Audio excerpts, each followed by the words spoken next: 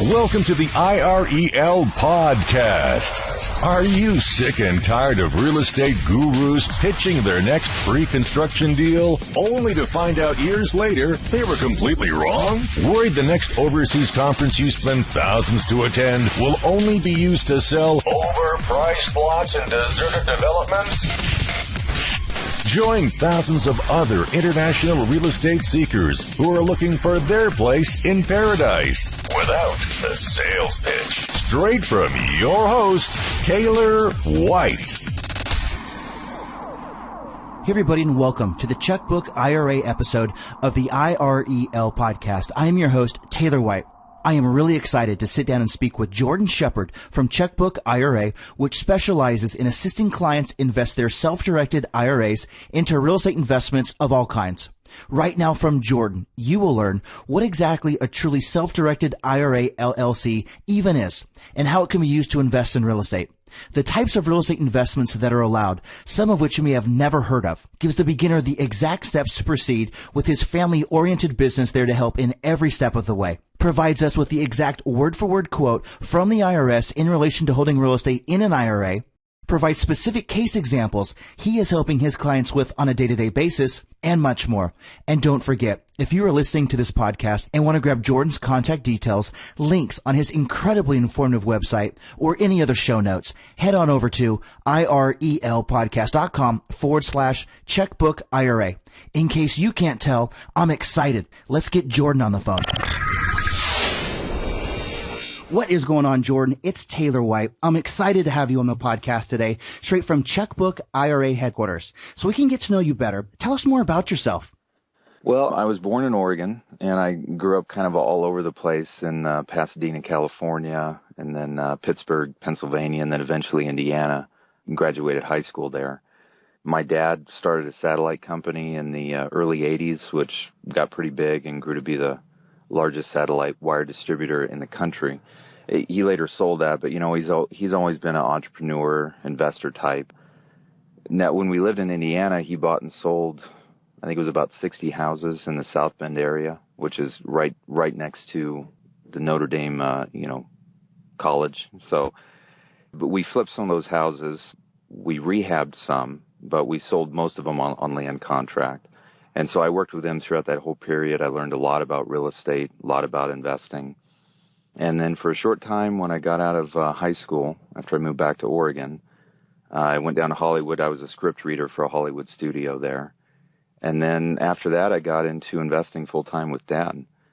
And we've invested in all sorts of stuff down in Hollywood and, offshore, a lot of cool things. But as far as Checkbook IRA goes, Dad and I ran into the concept, I think it was back in 2000. And it was such a cool concept, and it's such a cool way to use the IRA funds that, I've been doing this stuff ever since. And I'm still a full-time investor, but I pretty much run all the day-to-day operations of the company, too. Well, Jordan, this is an Overseas Property Insider podcast, so let's really focus now on Checkbook IRA, what it's all about, and then how my listeners can take advantage of it. I know by many your company is considered one of the top choices in truly self-directed IRAs, as your company is known for treating clients like family. Let's take a big step back, though, for listeners, and start from ground zero. What is a self-directed IRA LLC that can be used in real estate? Yeah, well, the Checkbook IRA structure, and Checkbook IRA is kind of a misnomer. It's just a name we use. It's a catchy name. We've trademarked it, and it kind of gets the idea across that you can write a check as opposed to, having everything done by the custodian.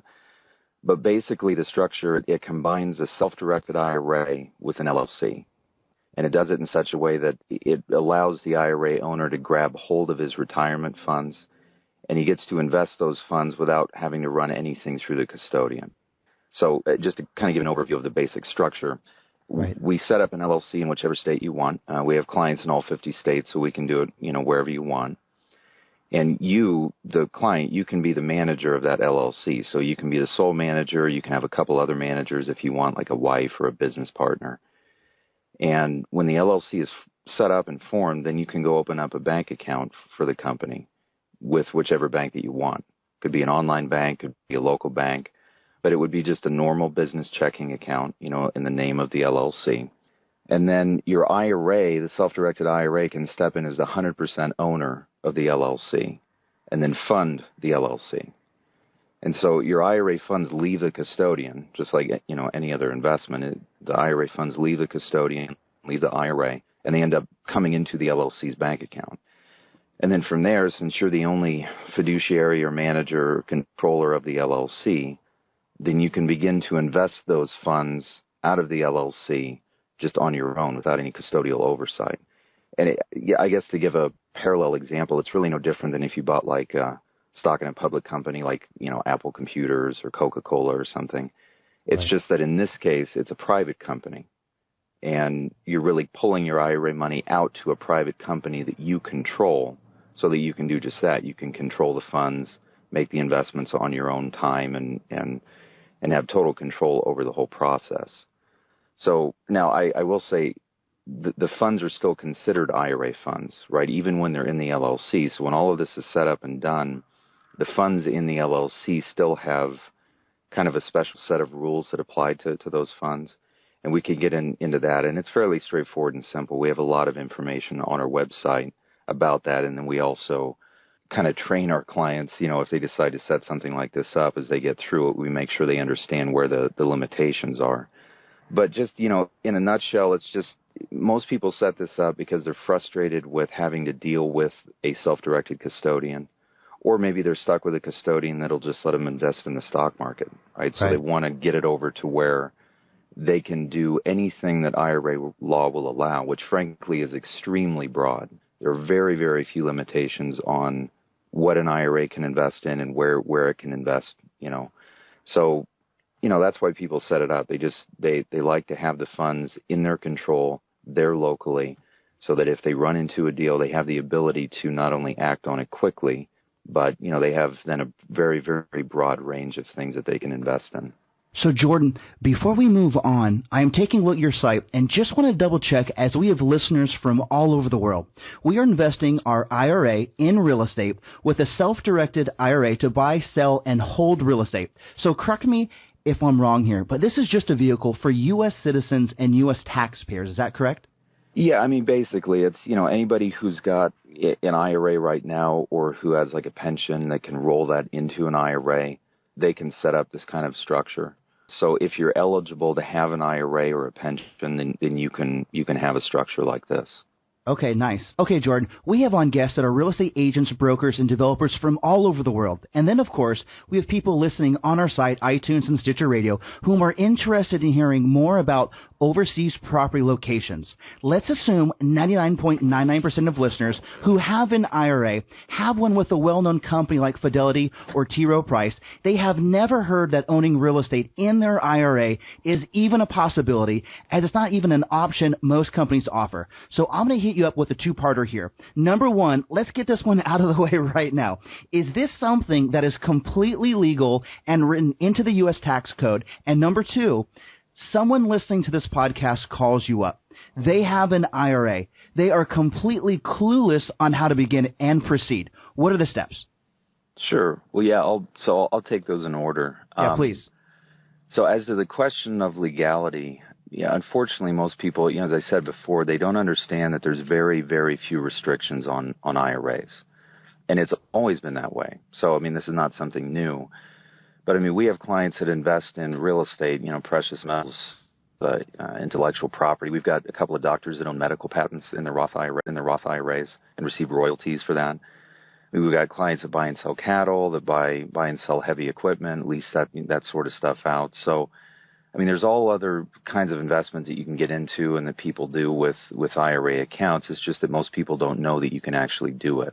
And so as far as the limitations, just to give you an idea of how IRA law works, There's actually only two investments that you can't do with an IRA. One is life insurance, so you can't buy life insurance with an IRA, which makes sense. It's for your retirement. It's not for life insurance, And then secondly, you can't buy anything that's considered a collectible. So like no rugs, no artwork, no paintings or fine wines or something like that. And those are the only two, limitations. So if an investment doesn't fall into one of those two categories, then you can do it. Because the way IRA law works, it doesn't say all right, you have this IRA, and here are the 10 or 15 or 20 things that you can do with an IRA. Right. And then everything that's not there, you can't do it. It actually works the opposite way. It puts no restrictions other than these two, life insurance and collectibles. And again, everything outside of that is perfectly fine for an IRA to get into. And in fact, if you go to the IRS's website, they even say on the website, and I've got the quote right here, it says, quote, IRA law does not prohibit investing in real estate, but trustees or custodians are not required to offer real estate as an option, end quote. Yeah, and so that gets into, I mean, basically an IRA is a trust account, and the trustee is the custodian. So like Fidelity is the trustee to your IRA. And so their job as the trustee of this thing that is not a person, this trust account, is to facilitate or carry out whatever investments the IRA wants to get into. And so like a company like Fidelity, they don't want to be facilitating offshore investments in real estate and precious metals and, all sorts of stuff like that. They're set up to facilitate the purchase and sale of publicly traded assets. So when you have an account with them, what they're basically saying is, if we're going to be your custodian, that's fine, but we're going to limit your account's ability to invest. We're going to stick you over here in this area in the stock market, and we're only going to let your account invest there. It doesn't mean it's not legal to invest in other things. It just means that we're not willing to facilitate those other kinds of investments. And then you have self-directed custodians that say, well, we are willing to do these other kinds of investments, and so we will facilitate those kinds of things and give you a much broader range. And that's what a self-directed IRA is. It's a kind of IRA that doesn't really have a whole lot of restrictions on it. And then, of course, with the checkbook IRA, the IRA LLC, we take it even a step beyond that to where you actually have control of those funds. So that should handle the first question. And there's been quite a bit of precedent for the last 18 or 19 years dealing with the legal issues surrounding this kind of a structure. In fact, there was a case that came out in October, not too long ago, that dealt specifically with this kind of a structure. And the tax court looked at it and upheld all the precedent, said, oh, yeah, this has already been dealt with. It's not an issue. He got caught for a prohibited transaction. So it's important that, again, coming back to the limitations on the account, it's important to remember where those limitations are. But that's kind of beyond what we're talking about here.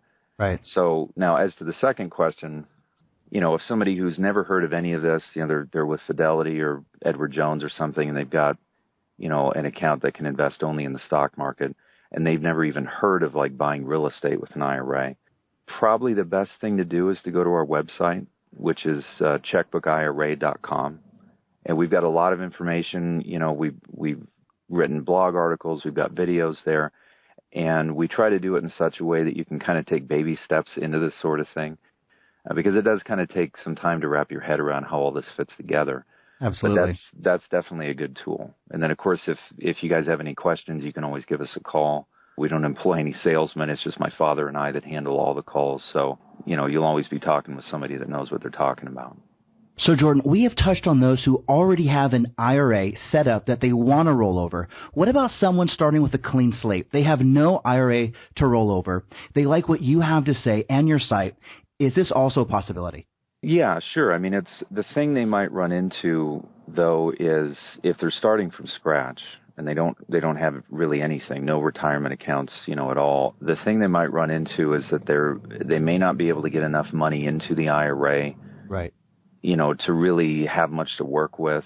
Now, it depends on what kind of IRA they're wanting to set up. I mean, if you set up like a traditional or a Roth IRA, you can't really put that much money into them. I mean, it's like $5,500 or $6,500 depending on your age. So it's hard to get enough. I mean, it's hard to do much with, $5,000 if you're going to buy real estate. But at the same time, there are other kinds of IRAs you can set up, like a SEP IRA, self-employment IRA, or a simple IRA. Those you got to tie into a company and you've got to be self-employed, but you can put, $40,000, $50,000 a year in those kinds of accounts. So if for the people that find themselves in that position, if they fit in the category where they could open up those kinds of self-employed IRAs, that would be definitely a good option because you can get so much more into them. It's kind of a case-by-case thing. So, I mean, again, if they have any questions about their particular situation, we'll be happy to answer them. So, Jordan, I'm looking at your site right now, and I see that with Checkbook IRA LLC, we can invest in such real estate as commercial, residential, bare land, real estate options, tax liens, mortgages, deed certificates, a whole big list. Do you mind going into some actual case studies of clients you are helping each week? Of course, not their names or personal info, but who exactly is taking advantage of this, and what types of real estate investments are they doing? Sure. Yeah, well, we've got a lot of clients investing in real estate. That's probably the most popular investment that people get into. And they do a lot of different things. I mean, some people just buy rentals, just rent them out. Others work with contractors to rehab a house and then flip it. We've got clients that do nothing but commercial real estate. You know, some do nothing but trust deeds. In fact, one of our clients in Florida, he's been doing nothing but trust deeds for like 20 years. And he's done, as you can imagine, extremely well. And a few of our clients, they've invested in a general partnership down in Texas that develops property. And so, they're just really money people coming in, but then the general partner goes out and they develop property, and they've done very well there. And then we've got clients in 31 countries, a lot of expat clients, a lot of clients that work overseas, so we've got a lot of clients that are doing stuff offshore, either buying property or investing in companies that are offshore. As far as like who's using the structure, it's a menage of a lot of people. I mean, it's, doctors, lawyers, CPAs, financial planners, bankers. We've got a couple of retired judges for clients. Teachers, just like normal people. So it's a pretty broad group of people that use this kind of a structure. But to give a specific example, though, one of my clients called 2 or 3 weeks ago, and we'd set this guy up a long time ago, like 8 or 9 years ago. And he told me that he was going to go in on a new restaurant venture 50-50 with one of his friends, who I guess is a pretty well-known chef up in New York. I didn't know who he was, but their idea was that they were going to start this restaurant company. It was going to be 50-50, and basically my client was going to fund the venture, and then the chef was going to use his name and his expertise and so on and so forth. And I won't go into particular details, but in this case, there were going to be some tax issues. And so by the time we got done restructuring everything, the way it worked was the client's IRA LLC ended up owning the land and the actual building. And then he also ended up, the LLC owned all of the high-end cooking equipment and basically leased it back to the restaurant company. So his IRA LLC was not actually part owner in the restaurant company. He left that over to the chef. But his LLC owned the building and the land and then also all the cooking stuff, and then he leased all that back to the company. And so, that's a good example of how you can be creative with the structuring, which you can do on your own because, again, you're the manager of the LLC. So that's a little bit more of probably a more involved example. Right.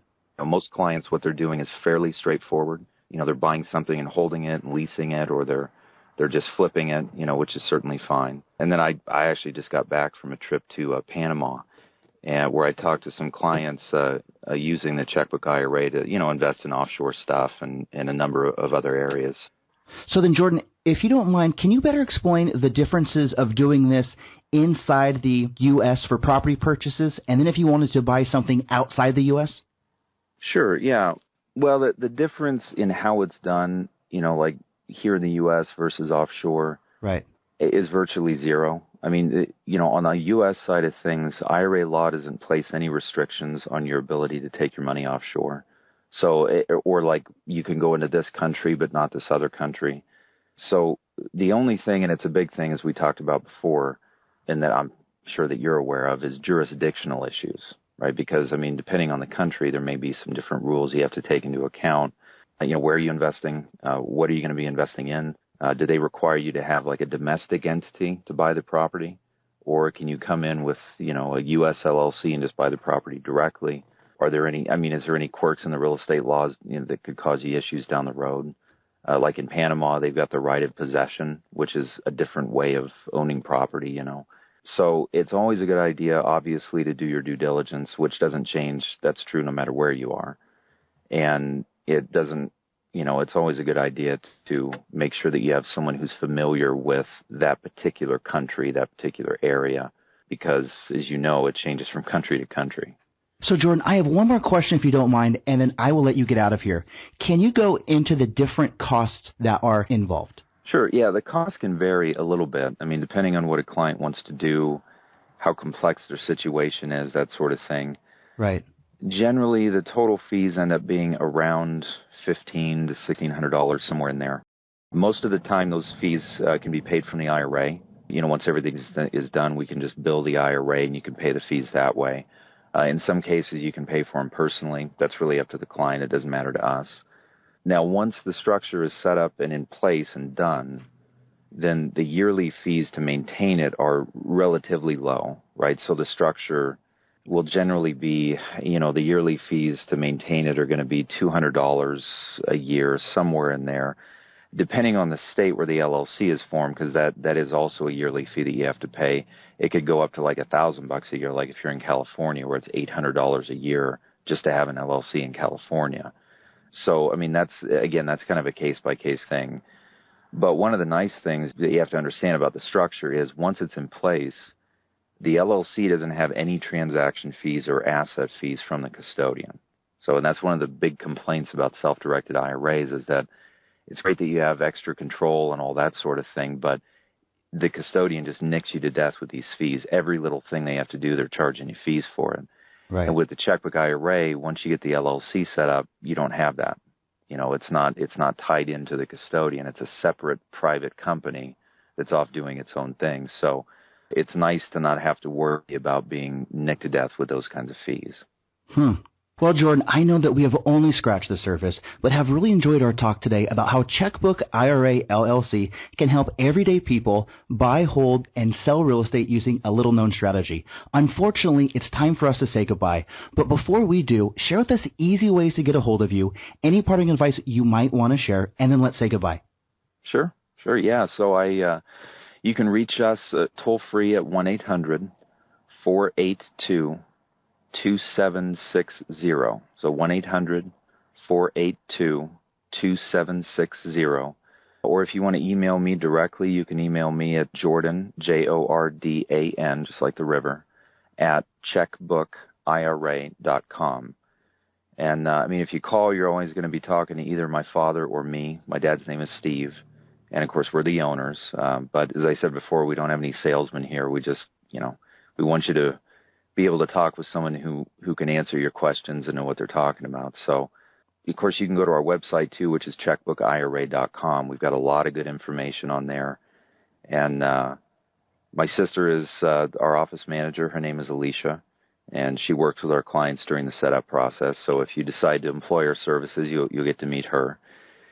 So, yeah, it's, the website is probably the best place to go. Go there, kind of get a feel for what we do and how everything works. We've got, as I said before, a lot of articles and blogs and stuff on the different subjects and the different things you can do and the way you can do it. Well, awesome, Jordan. I have really enjoyed this conversation, straight from the Checkbook IRA headquarters to our earbuds, and I hope we can catch up again in 3 to 6 months. Oh, sure. Well, I appreciate you having me on, Taylor. It's there are few things I enjoy more than talking with people of like mind, entrepreneurial guys that are looking for innovative and new ways to invest their money. And I think it's great what you've done with your podcast. It's, offering real, cool, good, straightforward, no BS information to people who don't, want to have to pay thousands of dollars to some self-described guru who's trying to sell them newsletters and, reports and stuff. So, and that's what we've tried to do with our website. Just put it out there. We don't hold anything back. Just here's the information. Look at it. So it's, it's cool to talk with someone, someone who takes the same approach. So I appreciate you having me on. Thanks, Taylor. Of course. Thank you very much, Jordan. All right. Bye-bye. Bye. I want to thank Jordan once again for breaking down how we can use a truly self-directed IRA LLC to buy, hold, and sell real estate investments of all kinds. If you are listening to this podcast and want to grab Jordan's contact details, links on his incredibly informative website, or any other show notes, head on over to irelpodcast.com/checkbook IRA. As someone who has been around the real estate industry since the age of 21, I can tell you that Jordan's website is one of the most detailed and well put together websites I have ever seen with a topic that isn't so simple. Before you do anything in regards to your IRA or real estate investments of any kind, I encourage you to watch the detailed videos Jordan and his team have prepared just for you.